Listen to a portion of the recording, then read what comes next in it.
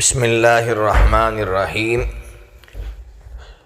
کچھ لوگوں نے یہ سوال پوچھا ہے کہ اسلام میں وی آئی پی کلچر ہے یا نہیں ہے۔ اس کا سیدھا سا جواب یہ ہے کہ اسلام میں وی آئی پی کلچر نہیں ہے، اور اس پر ثبوت کیا ہے؟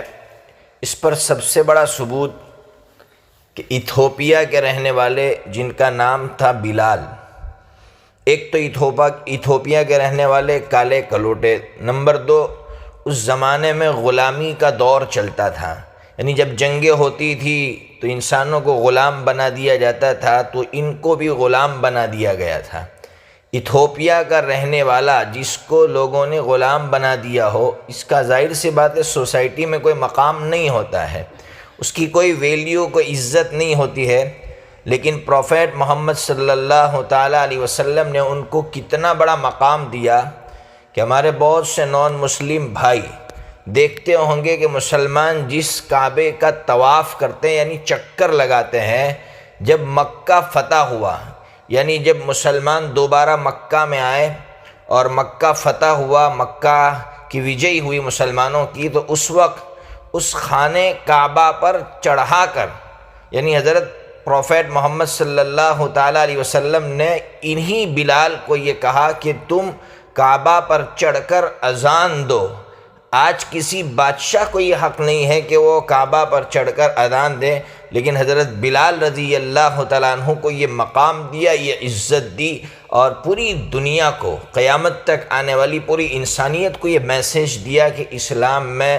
اس طرح وی آئی پی کوئی کلچر نہیں ہے، بلکہ جو سب سے زیادہ اللہ سے ڈرنے والا ہے وہ سب سے بڑا اللہ کے نزدیک وی آئی پی ہے، وہ سب سے بڑا اللہ کے نزدیک۔ خاندانیت کی بنیاد پر، کسی مقام منصب کی بنیاد پر کوئی وی آئی پی نہیں بن جاتا۔ حج یاترا ہوئی، پروفیٹ محمد صلی اللہ تعالیٰ علیہ وسلم نے اپنی زندگی میں جب حج فرض ہوا، ایک مرتبہ حج کیا۔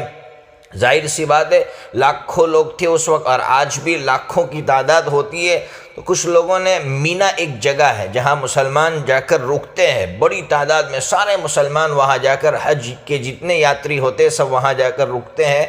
تو پروفیٹ محمد صلی اللہ تعالیٰ علیہ وسلم سے یہ کہا کہ ہم آپ کے لیے ایک جگہ ریزرو نہ کر لیں؟ تو پروفیٹ محمد صلی اللہ تعالیٰ علیہ وسلم نے عربی میں جو جملہ کہا تھا، مینا مناخ من سبق،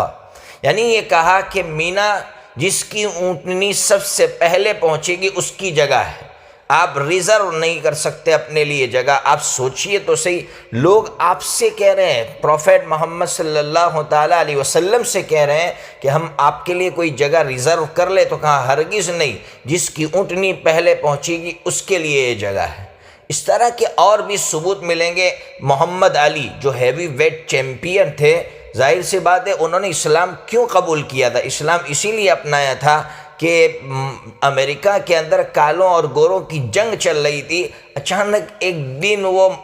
جو ہے امریکہ کی پاناما کی جامع مسجد میں، پاناما یا اور کسی جگہ کی جامع مسجد میں جہاں جمعہ کی نماز ہوتی ہے وہاں چلے گئے، دیکھا کہ کالا اور گورا دونوں ایک دوسرے کے بغل میں کھڑے ہیں، ایک ہی صف میں سب ایک ساتھ میں کھڑے ہیں، کوئی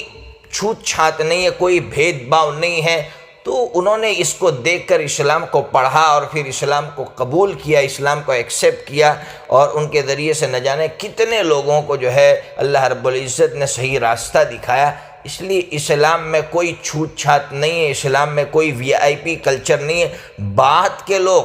اگر اس کلچر کو قائم کرے تو یہ اسلام نہیں ہے، یہ حقیقت میں چاہے اپنے آپ کو مسلمان کہتے ہو، لیکن یہ اسلامی کلچر نہیں ہے، اس لیے کہ اسلام کے اندر وی آئی پی کلچر کوئی چیز نہیں ہے۔ اس لیے ایک شعر بڑا مشہور ہے، ایک ہی صف میں کھڑے ہو گئے محمود و ایاز، نہ رہا کوئی بندہ نہ بندہ نواز، سب ایک ساتھ میں، کیا بادشاہ کیا وزیر، سب ایک صف میں کھڑے